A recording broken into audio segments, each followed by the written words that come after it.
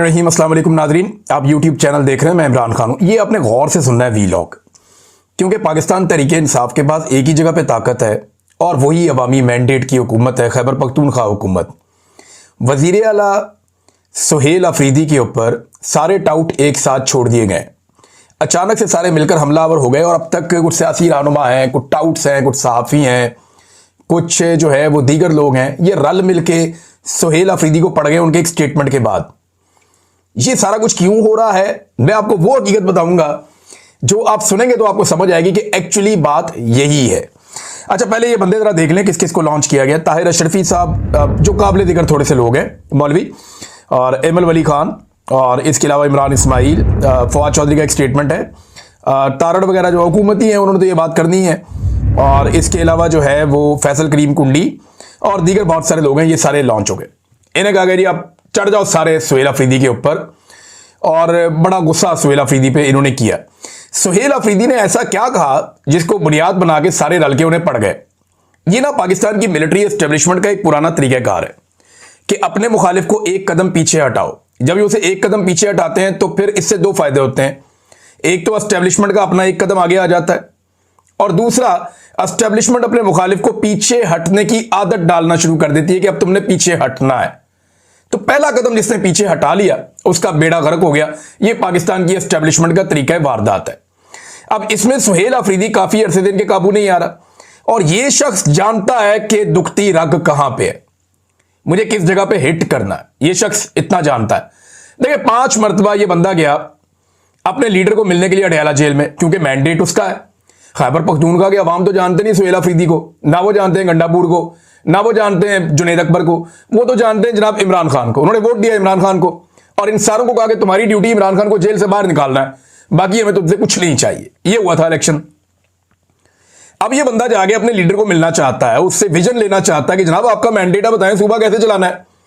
5 मरतबा वो आदमी अपने सूबे से निकलता है, अदालती अहकामात साथ लेता है। खुले अदालती अहकामात के बावजूद उस शख्स की उसके लीडर से मुलाकात नहीं करवाई जाती, बल्कि एक एसएचओ लेवल का आदमी उसे वहां पर रोक लेता है और रोक के उसको हर मरतबा बेइज्जत करके वापस भेज देते हैं। अब ये तो सबको मंजूर है, लेकिन सुहेल अफरीदी ने जब कुछ चीजें बताई तो वो उन्हें मंजूर नहीं है। देखिए, हुआ यह कि खैबर पख्तूनख्वा में ना बहुत सारे मिलिट्री ऑपरेशन हुए हैं। ये जितने भी मिलिट्री ऑपरेशन होते हैं ना, इनके अंदर बहुत सारी ऐसी चीजें होती हैं जिनसे हमेशा हर मिलिट्री जान छुड़ाना चाहती है। जब भी आप कहीं पे मिलिट्री ऑपरेशन करेंगे, जितनी मर्जी अच्छी फौज हो, वो कोई ना कोई गांध जरूर मारेगी। ये बलूचिस्तान में हुआ। बलूचिस्तान के लोगों को आज भी शिकवा है। जो अकबर बुक्टी का मामला था वो क्या था, एक डॉक्टर के साथ रेप का मामला था, वहां से मामला सारा उठा था। इसी तरह खैबर पख्तूनख्वा में जब ऑपरेशन हुए हैं तो वहां पे लोगों को बेशुमार शिकायत है, और बहुत सारी मैं जानता हूं, लेकिन हम इसके ऊपर बात नहीं करते। देखिए, जितने भी सियासतदान होते हैं ना, या जो अलीट के लोग होते हैं, जो हुकूमतों के अंदर आते हैं, उनके बहुत बड़े बड़े स्टेक होते हैं सिस्टम के अंदर। उन स्टेक्स की वजह से वो लोग बहुत सारी बातें पी जाते हैं, या बहुत सारी बातें जो करने की होती हैं वो नहीं करते। वो ये कहते हैं कि यार ये बातें करेंगे तो मामला खराब हो जाएगा, मेरा ये वाला स्टेक है ये खराब हो जाएगा, मेरी हुकूमत खराब हो जाएगी, मेरे ताल्लुकात एस्टेब्लिशमेंट से खराब हो जाएंगे। लेकिन अजीब बात यह है कि ये जो वजीर आला है खैबर पख्तूनख्वा का, इसके स्टेक्स बाहर नहीं है, इक्तदार में भी नहीं है अभी तक। इसका जो वाइड स्टेक है, जो बहुत बड़ा है, वो अडयाला जेल के अंदर बंद है। और ये है मिडिल क्लास आदमी। इसको इस बात का पता है कि ये सारी जिंदगी भी एड़ियां रगड़ता, एस्टेब्लिशमेंट की भी गुलामी कर लेता, तो ये कभी वजीर आला खैबर पख्तूनख्वा नहीं बन सकता था। इमरान खान के साथ वफादारी निभाई है, उसके नजरिए के साथ खड़ा हुआ है, तो ये वजीर आला खैबर पख्तूनख्वा बन गया है। उसको इस बात का पता है। देखिए, अगर सुहेल अफरीदी ने किसी वक्त भी इस हुकूमत को अपनी कमजोरी बनाया, या किसी वक्त भी पाकिस्तान की एस्टेब्लिशमेंट को इस बात का जरा सा भी शुबा हुआ कि इस आदमी को अपनी हुकूमत गिरने का खतरा है, या इसको अपनी हुकूमत से प्यार हो गया है, तो फिर वहां कहानी खत्म हो जाएगी सुहेल अफरीदी की। उसे इस बात की परवाह नहीं है, और उसने अब वो सच बोलना शुरू किया जिस सच को हमेशा बड़े बड़े लोग छुपाते रहे हैं। देखिए, मैं इस पे एतराज कर दिया, एकदम रोला डाल दिया जी मस्जिद के अंदर कुत्ते बांधे फौज ने, और हमने जब उन्हें कहा आप भी कुत्तों की तरह ही हो, यानी आप में कोई फर्क नहीं है कुत्तों में और आप में। और ये सुहेल अफरीदी ने एक बात बताई, लेकिन यहां सुहेल अफरीदी ने एक बात नहीं बताई, और बातें भी बताई थी। सुहेल अफरीदी ने यह भी बताया था कि एक एक घर की 10-10 लाशें हमने उठाई हैं। इस पे तो किसी ने सवाल नहीं उठाया, किसी ने नहीं कहा कि सुहेल अफरीदी झूठ बोल रहा है। सुहेल अफरीदी ने एक और मुतालबा भी किया था कि मेरा मुतालबा है कि बॉर्डर पर तैनात तमाम लोगों के असासे पब्लिक किए जाएं, ताकि हकीकत सबके सामने वाज़ेह हो जाए कि वहां से ये लोग अंधाधुंध पैसा बना रहे हैं सिक्योरिटी फोर्सेस के लोग, इसके ऊपर भी किसी ने आवाज नहीं उठाई, इसके ऊपर भी किसी ने रोला नहीं डाला। अब इन बातों के ऊपर भी तो आवाज उठानी चाहिए ना। बेगुनाहों की अमवात का भी उसने जिक्र किया, उसके ऊपर किसी ने बात ही नहीं की। सारे के सारे आगे मस्जिद वाली बात पे। हालांकि एक इंसानी जान की हुर्मत काबे की हुर्मत से ज्यादा है, यह मेरा दीन कहता है। मैं कोई बाहर से नहीं लेकर आया ये स्टेटमेंट, और ये मैंने इन्हीं मौलवियों से सुनी है जो इस वक्त उछल उछल के बयान दे रहे हैं कि एक इंसानी जान की हुर्मत जो है वो काबे की हुर्मत से ज्यादा है। तो आप एक मस्जिद की बात करते हैं, यानी यहां पे आप मस्जिद की बात करते हैं। ओवर रिएक्ट कर रहा है सिस्टम। ये सिस्टम बहाना ढूंढ रहा है कि कहां पे हम सुहेल अफरीदी को दीवार के साथ लगाएं या एक कदम पीछे हटाएं। आज से कुछ अर्सा पहले आपको याद होगा एक अजान देने का सिलसिला शुरू हुआ था पाकिस्तान के बाहर। कुछ दोस्त हैं, उन्होंने ये शुरू किया था, अहमद अली साहब वगैरह, कि जनाब हमने अजान देनी है। तो उन्होंने अजान देने का सिलसिला शुरू किया और एक उसका नाम भी रखा मिशन नूर। तो एस्टेब्लिशमेंट में फौरी तौर पे उनको एक कदम पीछे हटाने के लिए मिशन नूर के नाम को मुतनाज़ बना दिया। मौलवी लॉन्च कर दिए, बंदे लॉन्च कर दिए। अच्छा, उन लड़कों ने कहा जी हम तो एक कदम पीछे नहीं हटते, इसका यही नाम रहेगा। उन्होंने पहली मरतबा कहा कि जी ब्लैकमेल ही नहीं होते, जो करना कर लो। और उन्होंने कामयाब अपना मिशन पूरा भी करके दिखाया। पाकिस्तान भर से लोगों ने अजानें दी, बहुत बड़ी एक्टिविटी हुई पूरे पाकिस्तान में। बल्कि इमरान खान ने जेल में सुना, उसने कहा जी मुझे पता होता मैं भी अजान दे देता। तो अब ये सुहेल अफरीदी को दीवार से लगाना चाहते हैं, एक कदम पीछे हटाना चाहते हैं, ओवर रिएक्ट कर रहे हैं। ये कोई इतना बड़ा स्टेटमेंट सुहेल अफरीदी ने नहीं दिया। एक इंसान की जान की कीमत इससे ज्यादा है जो ये मस्जिद के अंदर कुत्ते या जानवर बांधने वाली बात है। और अभी मैं आपको बताऊंगा कि उसके सबूत अब सामने आना शुरू हो गए, लोग उस पर बात करना शुरू हो गए। ये ओवर रिएक्ट कर रहे थे ना। इस मुल्क में जजों के कमरों के अंदर कैमरे लग गए कि उनकी और उनकी जो फैमिली है, इनके जो खलबत के लम्हात है उनको फिल्मा दिया जाए। पार्लियामेंट और पार्लियामेंट लॉजेस के ऊपर कब्जे हो गए। यहां पे चढ़ दौड़े नकाब पोश, यहां पे हजारों चादर और चार दीवारियों का तकद्दुस पामाल हो गया। इंसानों की जबरी तौर पे गुमशुदगियों का एक लामुतनाही सिलसिला जारी है बड़े लंबे अरसे से। निहत्ते इंसानों पर गोलियां बरसाकर बार बार लाशें बिछाई गई इस मुल्क के अंदर। औरतों को सड़कों पर घसीटा गया, गालियां दी गई, धमकियां दी गई, बहन बेटियों और बहुओं को अगवा किया गया सिर्फ एक अस्करी आईनी तरमीम के लिए। माओ के गिरबानों में हाथ डाला गया सिर्फ इलेक्शन चोरी करने के लिए। पूरा का पूरा इलेक्शन ही चोरी कर लिया गया। इद्दत जैसे घटिया तरीन मुकदमात बनाए गए। हजारों बेगुनाहों को जेलों में डाल दिया गया। सैकड़ों मसाजिद को भी हाल ही में सील किया गया है। क्या आप सारे नहीं जानते कि वहां पे नमाजें और अज़ानें बंद हो गई थी? बेशुमार ये किया गया। इस्लामाबाद में रातों रात एक मस्जिद ही पूरी ढा दी इन्होंने। वो तो फजल रहमान वालों की मस्जिद थी, वो आगे चढ़ गए, उन्होंने कहा दोबारा बनाएंगे। इन्होंने पैसा भी दिया, उनको जान छुड़ाई उनसे। ये सिर्फ ओवर रिएक्ट कर रहे हैं, सिर्फ सुहेल अफरीदी को दीवार से लगाने के लिए। कोई ऐसी बात नहीं है, खातिर जमा रखें, किसी को कोई तकलीफ नहीं हुई। एस्टेब्लिशमेंट ने इसको एक मौके के तौर पर लिया है। मेरे ख्याल में एस्टेब्लिशमेंट ने जल्दबाजी की, उन्हें इंतजार करना चाहिए था, इससे बेहतर मौका शायद उन्हें मिल जाता। लेकिन यहां पे वो एक्सपोज हो गए। मस्जिद में कुत्ते बांधने वाली बात, और ये तो साबित शुदा है ना। यहां मैं आपको पढ़ के सुनाता हूं, ये देखें बहुत सारे लोग बता रहे हैं। एक तो जनाब कुछ सहाफ़ी हैं, उनको लॉन्च किया गया। एक सहाफ़ी है, वो कुछ कह रहे थे, तो इसके जवाब में वहां पे जो मौलाना नसीम अली शाह साहब है, पाकिस्तान तहरीक इंसाफ के नेशनल असेंबली के मेंबर हैं, NA 39 से, बन्नू से, वो ये कहते हैं सहाफ़ी को मुखातिब करते हुए, आप इंतहाई मोतमद सहाफ़ी हैं, वज़ीर आला साहब कबायली इलाकों से ताल्लुक़ रखते हैं। अगर आपको वज़ीर आला के कॉल पर भरोसा नहीं तो बराए मेहरबानी माइक उठाएं और ज़िला खैबर में जाकर वहां अफरीदी कबाइल से इंटरव्यू लेकर पता कर लें। जबकि इसी इंटरव्यू को अपने इदारे के जरिए बगैर किसी कट के ऑन एयर भी कर दें, ताकि पूरी कौम को मालूम हो जाए कि वज़ीर आला का बयान सच है या झूठ है। खुली ऑफर दे दी उन्होंने। एक और वहां पे पाकिस्तान तहरीक इंसाफ के अहदेदार हैं, वो कहते हैं जी आ जाओ, पाकिस्तान के जितने सहाफ़ी आना चाहते हैं मैं ले जाता हूं, आपको तीरा में ले जाता हूं, खैबर में ले जाता हूं, चल के इंटरव्यू करें, लोग आपको बता देंगे। ये मैं आपको एक तकरीर सुनाता हूं। ये पाकिस्तान तहरीक इंसाफ के MNA इकबाल अफरीदी साहब की तकरीर है कौमी असम्बली में। MNA इकबाल अफरीदी साहब आज से कुछ अर्सा कबल क्या कह रहे थे कौमी असम्बली में, जरा ये आप सुन लीजिए। ये देखें जी, आप कौमी असम्बली में आप सुन रहे थे, इकबाल अफरीदी साहब MNA हैं, अब वो ये बता रहे थे। इसके बाद डेस्क भी बजाया गया अपोजिशन की जाने से, बिल्कुल ही इजाजत देनी चाहिए, लोग जाएं मस्जिद में जाके नमाज पढ़ें। वहां बूटों समेत अंदर घुसना, वहां टीवी लगाना, वहां पे वो डिश एंटीना वगैरह लगाना, ये चीजें करना, ये नामुनासिब। अब वो ये कह रहे हैं कौमी असम्बली के फ्लोर पर खड़े होके, तब तो किसी ने रोला नहीं डाला। भाई अगर इतनी मायूब बात होती तो उस दिन रोला डाल देते हैं ना। ये एक और वीडियो सोशल मीडिया पे गर्दिश कर रही है, जो लोग वहां पे एहतजाज कर रहे हैं, उन्होंने बाकायदा अपने बैनर के ऊपर लिखा हुआ है कि मसाजिद को जो है वो वापस आजाद किया जाए, उनका कब्जा छोड़ा जाए, ये बैनर के ऊपर लिखा हुआ है। और ये यहां पे जो शख्स तकरीर कर रहा है वो भी अपने मुंह से वही बात कर रहा है एग्जैक्टली। उसने सिर्फ गधे का इजाफा किया है कुत्ते के साथ, और ये मैं क्योंकि पश्तो में है तो आपको समझ नहीं आएगी, लेकिन जो लोग पश्तो बोलते हैं उनसे मैंने पूछा, उन्होंने कहा जी एग्जैक्टली यही है, कि वो भी बता रहा है कि वही बात जो सुहेल अफरीदी ने बताई थी। तो ये नाज़रीन मामला है सीधा सीधा और साफ साफ। अब जनाब एक कुछ सहाफ़ियों की जानिब से भी जारी करवा दिया गया, एयरवाई के ऊपर न्यूज़ चल जाती है सबसे पहले कि जनाब शोहदा की कुर्बानियों को सियासी तनाज़ात में घसीटना काबिल मजम्मत है, खैबर यूनियन ऑफ जर्नलिस्ट और सहाफ़ियों ने जनाब इसकी मजम्मत कर दी और ये और वो बड़ा जारी कर दिया। तो इसमें मोहम्मद फ़हीम साहब हैं जो इसी मुल्क में जर्नलिज्म करते हैं, खैबर पख्तूनख्वा से इनका ताल्लुक है, सीनियर जर्नलिस्ट हैं और एक उस्ताद भी हैं, बड़े शानदार आदमी हैं। मोहम्मद फ़हीम साहब ये कहते हैं कि खैबर यूनियन ऑफ जर्नलिस्ट के ऑफिशियल व्हाट्सएप ग्रुप में ऐसा कोई बयान शेयर नहीं किया गया है। यानी बार बार इस किस्म की बातें की गई। सुहेल अफरीदी ने एक और बात भी तो की थी ना कि 10 अफराद मारे गए थे एक ही खानदान के और मसाजिद में कुत्ते ले आए थे। किसी एक बंदे ने भी 10 लोगों के मरने पर एतराज नहीं किया। अब इसका सबूत पाकिस्तान तहरीक इंसाफ सामने लेकर आ गई और उन्होंने तस्वीरें भी जारी कर दी और बता दिया कि ये बंदे एक साथ शहीद हो गए थे और जब इनकी लाशें उठाई जा रही थी तो गोलियां भी चलाई जा रही थी। यानी ये एक तरह का दबाव है जो सुहेल अफरीदी पे डाला जा रहा है, जो मुझे इस सारे मामले में समझ आई है। अच्छा एक चीज और है, जो लोग इस इलाके में रहते ही नहीं है वो इसके ऊपर दावा कैसे कर सकते हैं?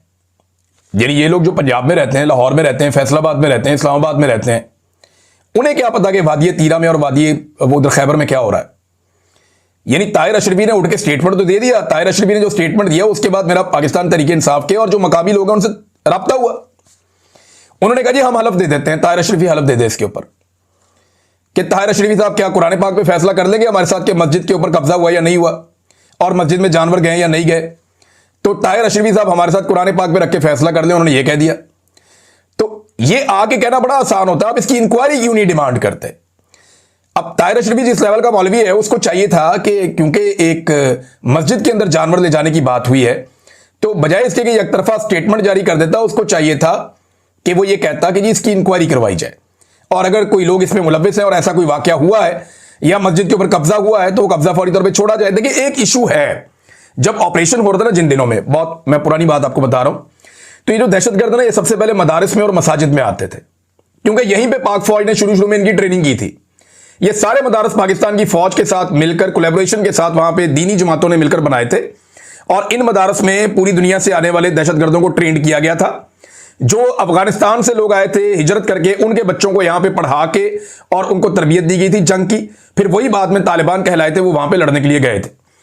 तो जब पाकिस्तान के अंदर दहशतगर्दी के लिए लोग आए तो इन्होंने उन्हीं मदारिस को और मसाजिद को इस्तेमाल भी किया और फिर उसकी वजह से कुछ मदरसे और मसाजिद जो हैं वो शहीद भी हुए। ये बात ठीक है, लेकिन मकामी लोगों का ये कहना कि हमारी मसाजिद के ऊपर लंबे अरसे से कब्जा है, ये बात जो है वो कौमी असेंबली में भी उठाई गई है। लिहाजा इस चीज को उस एंगल से भी देखा जाना चाहिए और सुहेल अफरीदी को दबाने के लिए ये सारा जो बयानिया उसको इस्तेमाल किया जा रहा है। अदरवाइज इसके अंदर और कुछ भी नहीं है, कुछ भी ऐसा नहीं है जिसके ऊपर कोई वबाल खड़ा किया जाए। नाज़रीन 27वीं आईनी तरमीम जो आ रही है इसके अंदर खतरात क्या क्या है, इसके ऊपर एक डॉक्यूमेंट जारी किया पाकिस्तान तहरीक इंसाफ ने जागो पाकिस्तान के नाम से कि 27वीं आईनी तरमीम का मुसवदा तो अभी तक अवाम के सामने नहीं आया, लेकिन जो चीजें जिन्हें छेड़ा जा रहा है कि जो मौजूदा आइन है वो क्या है और उसमें जो रद्दोबदल हो सकता है वो क्या हो सकता है।